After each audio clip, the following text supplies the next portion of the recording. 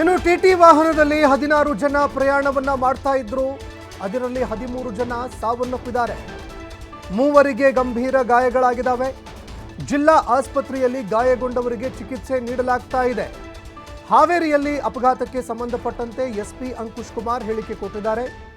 ಹಿಂದಿನಿಂದ ಬಂದು ಟಿಟಿ ವಾಹನ ಗುದ್ದಿದ್ದಕ್ಕೆ ಭೀಕರ ಅಪಘಾತ ಸಂಭವಿಸಿದೆ. 13 ಜನ ಈ ಅಪಘಾತದಲ್ಲಿ ಸಾವನ್ನಪ್ಪಿದ್ದಾರೆ ಅಂತ ಹಾವೇರಿಯಲ್ಲಿ ಎಸ್ಪಿ ಅಂಶು ಕುಮಾರ್ ಹೇಳಿಕೆ ಕೊಟ್ಟಿದ್ದಾರೆ. ಇನ್ನು ಅಪಘಾತದಲ್ಲಿ ಮೃತಪಟ್ಟವರು ಪರಶುರಾಮ್ 45 ವರ್ಷ ವಯಸ್ಸು, ಭಾಗ್ಯ 40 ವರ್ಷ ವಯಸ್ಸು, ನಾಗೇಶ್ 50 ವರ್ಷ ವಯಸ್ಸು, ವಿಶಾಲಾಕ್ಷಿ 50 ವರ್ಷ ವಯಸ್ಸು, ಸುಭದ್ರಾಬಾಯಿ 65 ವರ್ಷ, ಪುಣ್ಯ 50 ವರ್ಷ ವಯಸ್ಸು, ಮಂಜುಳಾಬಾಯಿ 57 ವರ್ಷ ವಯಸ್ಸು, ಆದರ್ಶ್ 23 ವರ್ಷ ವಯಸ್ಸು, ಮಾನಸ 24 ವರ್ಷ ವಯಸ್ಸು, ರೂಪಾ 40 ವರ್ಷ ವಯಸ್ಸು, ಮಂಜುಳಾ 50 ವರ್ಷ ವಯಸ್ಸು. ಇನ್ನು ಸಾವನ್ನಪ್ಪಿರುವಂತಹ ಇನ್ನಿಬ್ಬರು ಯಾರು ಅಂತ ಅವರ ಹೆಸರು ಗುರುತು ಪತ್ತೆಯಾಗಿಲ್ಲ. ಅವರ ಹೆಸರು ಹಾಗೂ ಗುರುತನ್ನು ಪತ್ತೆ ಹಚ್ಚೋದಕ್ಕೆ ಅಂತ ಅಧಿಕಾರಿಗಳು ಮುಂದಾಗ್ತಾ ಇದ್ದಾರೆ.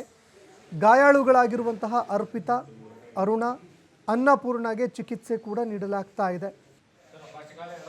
ಜಿಲ್ಲಾ ಆಸ್ಪತ್ರೆಗೆ ದಾಖಲಿಸಿ ಚಿಕಿತ್ಸೆ ನೀಡಲಾಗ್ತಾ ಇದೆ ಅಂತ ಎಸ್ಪಿ ಅಂಶು ಕುಮಾರ್ ಹೇಳಿಕೆ ಕೊಟ್ಟಿದ್ದಾರೆ.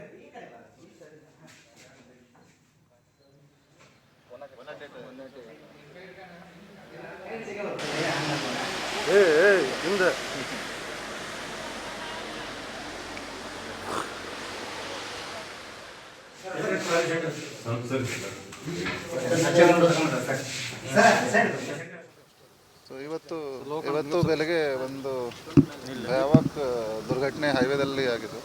ಇದು ಒಂದು ಫ್ಯಾಮಿಲಿ ಅವರು, ಇದು ಚಿಂಚೋಳಿ ಮೇಯಮ್ಮ ದೇವಸ್ಥಾನದಿಂದ ಅವನ ಊರು ಎಮ್ಮೆ ವಿಲೇಜ್ ಶಿವಮೊಗ್ಗ ಡಿಸ್ಟ್ರಿಕ್ಟಲ್ಲಿ ಇದೆ. ಅಲ್ಲಿ ಹೋದಾಗ ಒಂದು ರೋಡ್ ಸೈಡಲ್ಲಿ ಒಂದು ಲಾರಿ ನಿಲ್ಲಿಸಿದರು. ಸೊ ಹಿಂದೆಯಿಂದ ಹೊಡೆದಿದ್ದರು. ಇದು ಫುಲ್ ಸ್ಪೀಡಲ್ಲಿ ಇದ್ದರು. ಮತ್ತು ಇದು ಟೋಟಲ್ ಒಳಗಡೆ 15 ಜನ ಇದ್ದರು. 13 ಜನಕ್ಕೆ ಡೆತ್ ಆಗಿದೆ. 2 ಜನ ಕಂಡೀಷನ್ ಸೀರಿಯಸ್ ಇದೆ. ಈಗ ಹಾಸ್ಪಿಟಲಲ್ಲಿ ಶಿಫ್ಟ್ ಮಾಡಿದೆ. ಇದು ಸತ್ತಾಗಿದ್ದರು. ಇದು 2 ಜನ ಮಕ್ಕಳು, ಸಣ್ಣ ಮಕ್ಕಳು ಇದ್ದಾರೆ. ಇದು 3-4 ವರ್ಷ ಏಜ್ ಇದೆ.